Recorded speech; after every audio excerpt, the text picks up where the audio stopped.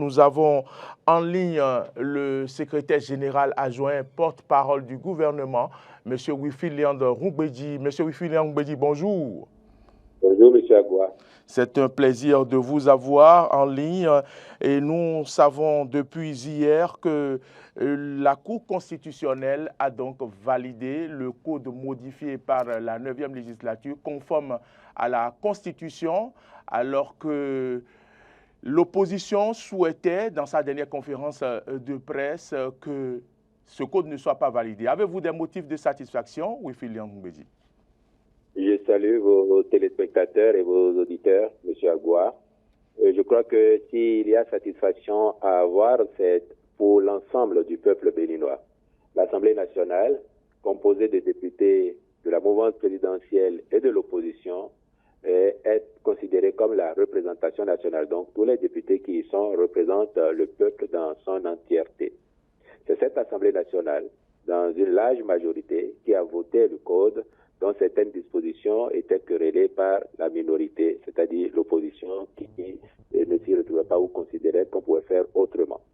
Le président de la République avait la possibilité de promulguer cette loi directement parce que la Constitution lui en donne le droit. Mais il a considéré qu'une loi électorale, même si c'est une loi ordinaire, elle est importante en ce qu'elle régit une matière elle-même autrement importante. Et de ce fait, il a décidé de soumettre d'abord à la Cour, préalablement à sa signature, de soumettre à la Cour l'appréciation de cette loi pour s'assurer de sa conformité avec la Constitution. Et donc, le chef de l'État a saisi la Cour au fin de voir si toutes les dispositions de la loi étaient conformes à la Constitution et s'il pouvait la promulguer. Mais dans le même temps, certains députés ont saisi la Cour avec des prétentions portant sur divers aspects de la loi. Effectivement, hier, la décision qui est intervenue au thème d'une journée de procès, il faut le dire, ce fut un procès où les plaignants, les requérants ont eu la latitude, l'occasion de venir exposer leurs arguments devant la Cour, renforcés en cela par leurs avocats, lesquels avocats, dans leur développement, ont d'ailleurs eux-mêmes souligné la pertinence du rapport qui a été soumis à la Cour, c'est-à-dire que l'un des conseillers de la Cour, en l'occurrence le président M. Sosa, a fait le rapport qui préfigure la décision. Les avocats des requérants ont considéré que c'était un rapport pertinent, mais ont souhaité que certains de ces aspects soient améliorés dans le sens de ce qu'eux voulaient ils avaient comme doléance. Bref, à l'arrivée, je crois que c'est la démocratie qui gagne, parce que nous avons des institutions qui fonctionnent. Et la Cour constitutionnelle, quand elle a rendu sa décision, en bon démocrate, on prend acte et on s'incline, et puis on va travailler ensuite à se renforcer, à devenir plus fort. Donc la satisfaction, elle est au mérite de l'ensemble des Béninois, parce que ce code permet désormais d'envisager l'avènement chez nous de grands partis politiques, de partis d'envergure nationale. Ce code permet que les élus des partis leur soient fidélisés. Ce code, exactement, il met ainsi fin à la transhumance. Ce code permet que, quand on veut être candidat à la présidentielle, que l'on soit représentatif et porté par un grand nombre de personnalités, donc des partis eux-mêmes implantés partout. Ce code permet tout cela. Et quand on regarde les vertus de ce code, on peut à l'arrivée dire, avec la décision de la Cour qui le valide, on peut dire que la satisfaction doit être pour tous les Béninois qui ont de tout temps espéré que la politique devienne quelque chose de sérieux, que les acteurs politiques soient des gens conséquents avec leur engagement, avec la ligne de leur parti, que les acteurs politiques soient des acteurs de la bonne gouvernance et du développement de notre pays, de l'unité nationale, de la cohésion nationale. Et c'est toutes ces vertus que ce code propose à nos acteurs politiques en leur demandant d'être dans des partis qui travaillent à devenir plus forts, plus grands et qui traversent le temps. Wilfried Ngbedi, après cette étape, à quoi devons-nous nous attendre à présent? Après cette étape, je crois que dès hier soir, la Cour a commencé à faire ses diligences pour notifier. Une fois que la décision est rendue, elle a annoncé qu'elle sera notifiée aux différentes parties. Le président de la République, les requérants députés à l'Assemblée nationale, les simples citoyens aussi qui l'ont saisi, mais dont les saisies étaient irrecevables. La Cour fera ses diligences et je crois que le président de la République, à son tour, accomplira les diligences qui sont les siennes, c'est-à-dire la promulgation de ce code et ensuite veiller à ce qu'il soit publié au journal officiel pour devenir effectivement une loi opposable à tous. La recherche de la vérité nous amène à vous poser une dernière question. Je rappelle pour ceux qui viennent de nous rejoindre que le porte-parole du gouvernement, secrétaire général adjoint, est en direct sur cette matinale après la décision de la Cour constitutionnelle qui a déclaré le code modifié conforme à la Constitution. Monsieur Wilfrid Léandre Roumbédi, nous avons eu des rumeurs comme quoi il y a eu deux codes, un code où il y a eu deux articles qui étaient absents. Dites-nous, quelle est la vérité? Non, si vous lisez la décision de la Cour, moi j'ai eu l'opportunité d'aller m'asseoir à la Cour hier dessus parce que c'est un sujet sensible. Et comme je savais très bien que les médias auraient à m'interroger là-dessus, mais aussi que nos amis et frères de l'opposition, parce que c'est eux essentiellement qui étaient les requérants dans la République, ils auraient le loisir de développer leurs arguments. Je suis allé m'asseoir pour suivre les débats de bout en bout. À un moment donné, il y a eu cette prétention de 2 ou 3 parmi eux, reprise par les autres, de ce que le texte reçu par la Cour ne serait pas conforme à celui qui a été voté. Mais la Cour a fait cette compulsion et a remarqué que les articles que les députés de l'opposition querellaient estimaient ne pas être justes étaient conformes au texte qu'elle-même elle a reçu du président de la République, lequel l'a reçu de l'Assemblée nationale. Et par ailleurs, le représentant du président de l'Assemblée nationale au cours de cette audience hier a été formel pour dire que le texte transmis cette fois, parce que c'est le texte authentique du reste, il a offert même la possibilité aux amis de l'opposition qui contestaient cela, il a offert la possibilité de faire une procédure en inscription de faux, c'est-à-dire dénoncer s'ils sont convaincus, par exemple, que le texte a été manipulé. Faire une procédure, c'est du pénal, ça, parce que c'est grave, c'est ce qu'ils disent. De faire cette procédure, sauf que si vous faites cette procédure et qu'elle s'avère être une procédure calomnieuse, vous pouvez vous-même faire des frais de ça. Mais il a offert la possibilité de faire cette procédure pour que s'ils croient fermement en ce qu'ils disent, et ils constatent à la fin qu'il n'y a eu aucune manipulation. Et du reste, la Cour, dans sa décision, a consacré un paragraphe à l'authenticité de ce texte-là et a conclu que le texte il est conforme à ce qui a été fait. Vous savez très bien, vous, M. Agua, vous êtes des médias, vous savez très bien qu'aujourd'hui, les débats à l'Assemblée nationale sont retransmis en direct sur la radio Hémicycle et sur la télévision Hémicycle et que le monde lui est ouvert. Tout le monde peut suivre les débats qui ont eu lieu. Donc vous voyez que ce serait quand même trop gros que quand on a suivi en direct tous les débats, enregistrer que quelqu'un veuille manipuler les textes. Donc je suis rassuré qu'à l'issue de cette audience hier, la Cour a conclu à l'authenticité du document qui lui a été soumis pour appréciation. Avant de vous laisser partir, quel est votre mot de la fin? Je veux juste vous remercier nos concitoyens et dire encore une fois que dans l'esprit du président de la République, de sa majorité, ce qui a été fait à travers ce code vise à nous doter d'un paysage politique plus responsable, plus organisé. Nous nous sommes toujours plaints dans ce pays, entre 1990 et 2016, de n'avoir pas de véritable parti politique. Nous avions essentiellement des clubs électoraux, au mieux des partis régionaux. Nous nous en étions toujours plaints. Nous nous sommes toujours plaints de la transhumance politique. Aujourd'hui, ce code permet de régler ces problèmes. Ce que nous considérons que ce sont les acteurs politiques qui déterminent la qualité de la gouvernance. Et que si même ils sont bien renseignés, bien au fait de la gouvernance, si leurs partis sont bien organisés, c'est déjà un acquis qui les prépare à une meilleure disponibilité pour la bonne gouvernance quand ils sont appelés à être en situation. Quand on a fait ça, c'est forcément parce qu'on pense l'avenir, c'est parce qu'on veut que le Bénin soit une démocratie majeure, une démocratie mature comme d'autres, seulement en Europe, pas seulement en Amérique, parce que sur notre continent, dans notre sous-région, nous avons aussi des pays qui ont fait l'expérience de grands partis, et l'on voit au Ghana, l'on voit au Nigeria, l'on voit en Afrique du Sud, des partis qui existent depuis des décennies et qui traversent le temps, qui restent solides parce que implantés partout dans leur pays. Donc nous voulons aussi ça pour notre pays, que nos partis commencent à être partout représentés, qu'on ne puisse plus dire demain, tel parti est ancré dans telle région du pays, tel autre est ancré dans telle région du pays, mais que quand on évoque le nom d'un grand parti au Bénin, on considère que c'est un parti national au sein duquel la démocratie interne joue, les acteurs, les militants ont les mêmes droits, participent au renforcement de leur parti politique, c'est ce que je voudrais dire. Wilfried Ngoubedi, merci de nous avoir appelés, merci d'avoir éclairé notre lanterne. Je rappelle que vous êtes le secrétaire général adjoint, porte-parole du gouvernement. Je vous souhaite une très bonne journée. Merci, M. Agua. Merci à vos téléspectateurs et auditeurs. Merci à vous. Retour donc sur ce plateau, je crois qu'il vaut mieux en même temps vous donner la parole pour que vous puissiez donc apprécier ou du moins analyser le message que vient de donner le porte-parole du gouvernement Wilfried Ngoubedi. À ma gauche, c'est Adrien Tchoumakou. Adrien Tchoumakou, bonjour. Bonjour Mori Agua, bonjour à toutes et à tous. À ma droite, Laurent Ronald-Tonekes, bonjour.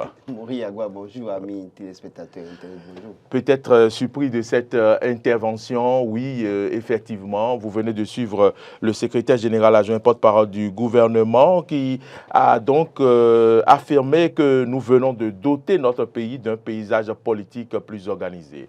Laurent Ronald-Tonekes.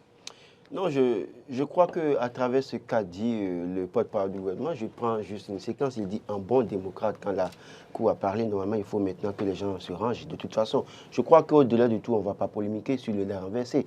Dans une certaine mesure, il y a que des choses sont à reprocher dans ce code électoral. Et moi, je suis campé sur ma position, je dis ce code-là. Il y a des choses à revoir là-dedans. Maintenant, si la Cour décide de valider ce code et de dire que c'est conforme à la Constitution, les décisions de la Cour sont sans recours. Et donc, dans une certaine mesure, les acteurs politiques, notamment ceux de l'opposition, ont intérêt maintenant à redoubler d'efforts, à changer de stratégie, certainement pour gagner les élections prochainement. Donc, je crois qu'au-delà de tout, il ne faut pas pleurnicher sur les renversés parce qu'on ne va pas s'attarder sur ça. Au-delà de tout, il y a une partie qui se réjouira de ce que la Cour a validé ce code. Il y a une partie qui dira que ce n'est pas bon. D'ailleurs, même les opposants, vous l'avez rappelé, ont fait une conférence de presse en bloc pour dire que ce n'est pas bien dans une certaine mesure. Et je sais que même ceux qui clament que ce code est un bon code, ils savent en leur âme et conscience qu'il y a des choses à revoir. Parce qu'au moins, la Cour aurait pu revenir sur certains aspects de ce code dans une certaine mesure, mais la Cour déclare que tout est conforme, et donc allons-y. Même sur la jurisprudence de 2021, quand même, la Cour constitutionnelle a dit que les députés étaient libres de parrainer qu'ils veulent. Il y a quand même une jurisprudence. Et comme tout, Adrien Tchoumakou a fait le droit, il ne me dira pas le contraire. Rien que sur ça, par exemple, on avait peut-être des motifs d'espoir pour dire oui, la Cour pouvait revenir rien que sur ça. Quand le porte-parole parle de ce code propose des vertus, oui, d'accord, ça propose des vertus, mais dans quel sens, dans une certaine mesure? Des vertus pour qui? Est-ce pour l'opposition et pour la mouvance? Attendons de voir. Je crois que dans la pratique de ce code, on verra les limites dans une certaine mesure. Mais ma crainte, c'est qu'on en soit à vouloir modifier à nouveau ce code, peut-être après 2026, alors qu'on est en train de régler juste les problèmes de 2026, alors qu'on devait aller au-delà de 2026. Ça, c'est autre chose. Deuxième chose, quand il dit que ça met fin à la transhumance, mais écoutez, de toute façon, de 2016 à aujourd'hui, depuis qu'on a fait la réforme du système partisan, les actes de transhumance ont été observés le plus de quel côté? Du côté de la mouvance, du BR et de l'UP, le renouveau. Ce n'est pas du côté des autres. Et ce n'est pas parce qu'on tend vers la fin d'un régime et qu'on a des craintes que des gens de la mouvance en arrivent à quitter pour rejoindre l'opposition, pour renverser l'opposition, qu'il faut prendre des lois pour dire que, en fait, au niveau du code électoral, on dit que ça met fin à la transhumance politique. J'ai toujours dit, pour mettre fin à la transhumance politique, ramener les acteurs politiques à l'école du militantisme politique. Ramener les acteurs politiques à l'école de la conviction politique et non des intérêts politiques. Autant qu'ils sont, et je les mets au défi de me prouver le contraire, autant qu'ils sont dans l'UP, le renouveau, dans le BR, dans je ne sais quoi, Moël Béné, dans RN, dans Démocrate, la plupart du temps, c'est pour des intérêts politiques, pas pour des convictions politiques. Dès lors que l'intérêt, parce que ceux qui sont de l'opposition aujourd'hui, qu'est-ce qu'ils veulent? C'est gagner le pouvoir. Ils veulent gagner le pouvoir. Pour en faire quoi? Jusque-là, on ne connaît pas réellement leur projet de société. Ils ne disent pas. Donc, au niveau de la mouvance aussi, il y a des questions d'intérêt, pas des questions de conviction. Il y a ceux qui ont des cadavres dans leur placard qui craignent les représailles et qui sont obligés de se discipliner, de faire les soumis. Moi, j'ai toujours dit que ces groupes aujourd'hui, regroupements politiques, sont des clubs de soumis politiques. Ce n'est pas des gens convaincus. Donc, j'estime que dans l'un dans l'autre, le porte-parole est dans son rôle. Le pouvoir en place dira que tout est bon. Jusqu'au moment où le pouvoir en place peut se retrouver en position de faiblesse et subir les conséquences de ce qu'eux-mêmes ils ont voté. Ce qui est sûr, on prend date, on souhaite que tout se passe pour le mieux, que dans la pratique de ce code, que cela n'amène pas des crises au sein au Bénin, que ça n'amène pas des problèmes difficiles à gérer dans cette mesure. C'est ce qu'on va souhaiter pour le peuple béninois. Bon, donc moi je dis, les décisions de la Cour sont sans recours. allons-y, évoluons. Passons à autre chose. On attend de voir dans la pratique ce que ça va donner. Quand on parle d'accord de gouvernance, par exemple, dans ce code, par exemple, moi j'insiste là-dessus, accord de gouvernance, vous avez refusé les alliances.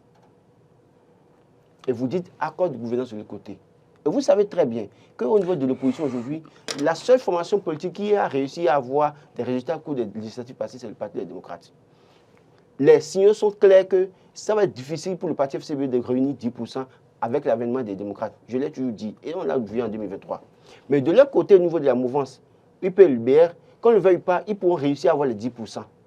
Pourquoi on refuse les alliances, mais on parle de l'accord de gouvernance après les résultats? Parce qu'en fait, en ce moment, ils sont conscients qu'eux, ils peuvent peut-être réussir à avoir les 10% et faire la somme. Et donc, en réalité, c'est à leur actif dans une certaine mesure. Ouvrons les yeux. Moi, je dis, au-delà de tout, écoutez, on évolue, mais vous allez constater que dans la pratique, on aura des problèmes à régler, mais vivement que ces problèmes n'amènent pas de crise qu'on n'aura pas la possibilité de gérer.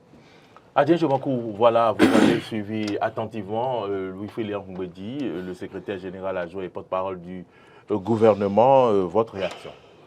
Oui, une très bonne réaction. Il faut dire que Louis-Philippe Mbedi a expliqué tout ce qui s'est passé hier à la Cour constitutionnelle. C'est vrai que finalement, la Cour constitutionnelle a validé, a reconnu conforme à notre Constitution cette loi portant code électoral. Ce qu'il faut dire, c'est que la Cour constitutionnelle a dit le droit et les décisions de la Cour constitutionnelle sont d'abord sans recours, mais nous pouvons les critiquer. Nous pouvons critiquer et apporter peut-être de l'eau au moulin de la Cour constitutionnelle. Une chose est claire, depuis hier, le Bénin s'est enfin doté d'un nouveau code électoral. Un nouveau code électoral qui peut même être encore modifié dans 6 mois, dans 1 an, dans 1 an et demi, puisque la loi donne plein pouvoir aux députés à l'Assemblée nationale de modifier le code électoral quand ils veulent, jusqu'au moins à 6 mois des élections.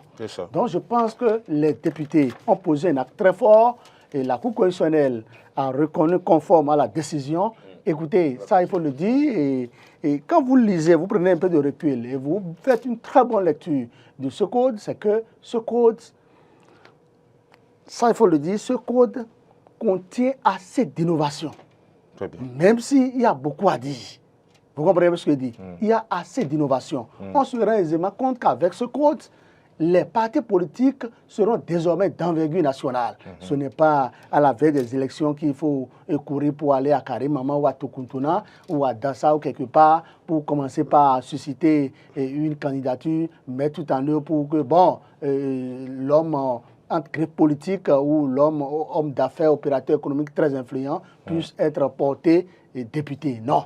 C'est-à-dire ce qui se passe aujourd'hui. On peut même prendre un à Ronva-Ebla qui est dans l'Ouémé, on peut aller le positionner à Karimama. On peut aller le positionner dans la première circonscription électorale sur Issa Salifou. Je vais parler de Malanville là-bas. Et là, si le parti politique s'est déjà enraciné politiquement, c'est que quel que soit celui-là qui a été positionné tête de liste, ou deuxième, troisième, pourra passer. C'est de ça qu'il est question. C'est-à-dire, le code en état a beaucoup de vertus. Des vertus telles que le porte-parole du gouvernement vient de l'expliquer. Vous savez, le code, on nous a parlé d'accord de gouvernance. Oui, c'est vrai que dans la réforme du système partisan, le système partisan proscrit complètement l'alliance des partis politiques. Mais je pense que les députés à l'Assemblée nationale, étant très futés, ils ont trouvé les mots justes pour pouvoir nous apporter ce qu'on appelle désormais accord de gouvernance. Donc c'est pour dire quoi? C'est pour dire que à l'Assemblée nationale, c'est une question de rapport de force.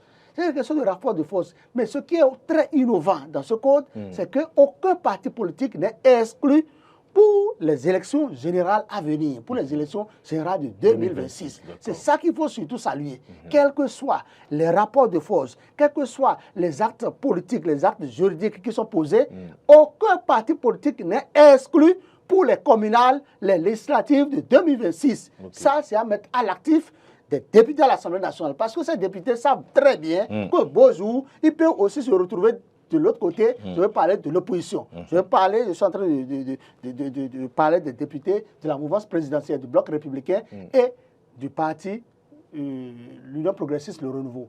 Ce qu'il faut aussi souligner, c'est qu'on nous parle du parrainage, qui est de 15% désormais. Vous avez vu, pour la présidentielle, ces députés très futés, très malins, très intelligents, ont mis la barre à 28 députés pour le parrainage. C'est ça qui représente les 15%. Ça voudra dire quoi? Ça voudra dire les députés de l'opposition, en l'occurrence ceux du parti les démocrates, ne sont pas du tout exclus. Éric Rouleté peut toujours être candidat pour la présidentielle de 2026 et prendre le pouvoir. Et c'est possible. C'est en cela que je dis que les partis de l'opposition doivent se mettre ensemble. Il faut qu'on termine, il faut qu'on finisse avec des clubs électoraux.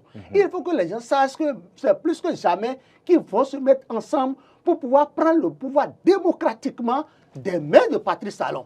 Parce que Patrice Talon, il faut le dire, il a pris le pouvoir radicalement. C'était une alternance radicale. Et moi, j'ai toujours soutenu l'alternance radicale. C'est la raison pour laquelle moi, je soutiens toujours les députés, les acteurs politiques de l'opposition. Les gens vont me tasser de l'opposition, oui, j'accepte. Mais je pense qu'il est temps que à chaque alternance, que nous subissons une alternance radicale. Si c'était un Lionel Sissou qui avait pris le pouvoir, on n'allait pas vivre tout ce que nous vivons aujourd'hui. Il faut que l'opposant prenne chaque fois le pouvoir pour que nous sachions ce qu'est le vrai Béninois.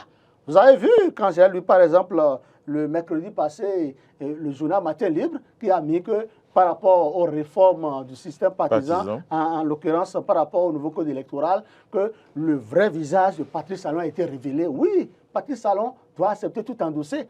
On peut tout mettre sur le dos du chef de l'État. Un chef de l'État a le dos très large. On peut le critiquer, on peut tout le dire, mais on ne peut pas l'insulter. On n'insulte pas un chef d'État, on n'insulte pas un adulte. C'est de ça qu'il est question. Et Patrice Talon l'a dit publiquement. Pour finir. Quand il prêtait son serment, son second et dernier serment constitutionnel, il a dit au peuple béninois, dites tout ce que vous voulez, mais ayez le courage de répondre devant les juridictions compétentes. Très bien. Donc je pense que nous avons la liberté d'expression au Bénin à travers ce code. C'est la démocratie qui grandit à nouveau. À travers ce code, c'est le Bénin qui donne le bon exemple à tous les États de la CEDEAO, à tous les États du monde entier, à travers ce code. Je pense que c'est maintenant que nous avons amorcé le développement de notre cher et beau pays, le Bénin. C'est la démocratie qui grandit, et je pense quand même que d'autres pays de la sous-région doivent suivre le pas, doivent suivre l'exemple du peuple béninois, de mon cher et beau pays, le Bénin. Merci Adrien Tchobankou. On peut donc envisager l'avènement de grands partis d'envergure nationale. C'est de ça qu'il est avec question. La représentation nationale, et on aura le temps d'expérimenter ce code. Si l'on vous entend dire que, par exemple, l'honorable Ebla pourra se présenter dans le Nord profond, dans le Bénin profond, on attend d'expérimenter ce code pour voir ce que ça va donner. Merci pour vos réactions.